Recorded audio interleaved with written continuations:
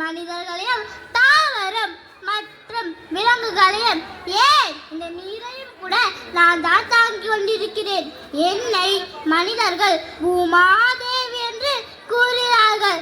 என்னை குற்றவாளி கொண்டு நிறுத்தியது வருத்தத்திற்குரியது ஐயா.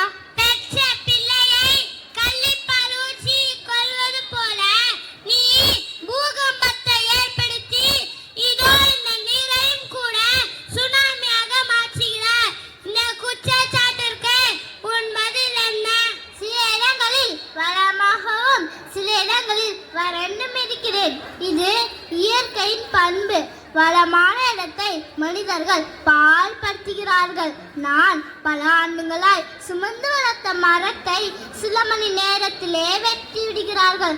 நான் அப்ப மடையாமல் இருக்க தண்ணீரை வாங்கி குளிர்ச்சி அடைகிறேன். ஆனால் மனிதர்கள் துளை போட்டு நீரை உறிஞ்சு கொள்கிறார்கள்.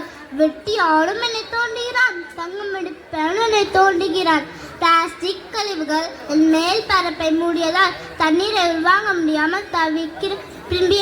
அழுக்குகள் நகராது. நான் பூகம்பத்தை ஏற்படுத்தவில்லை. என் காடமான அடுக்கை மனிதர்கள் தோண்டுவதால் நெருப்புக்குள்ளும் வெளிவருகிறது. எனவே இந்த வழக்கில் விசாரிக்குமாறு நெருப்பையும் இந்த வழக்கில் விசாரிக்குமாறு மிகவும் தாழ்மையுடன் கேட்டுக்கொள்கிறேன். இன்னும் ஆராய்ச்சி செய்வது போல மண்ணையும் ஆராய்ச்சி செய்தால் மேலானது.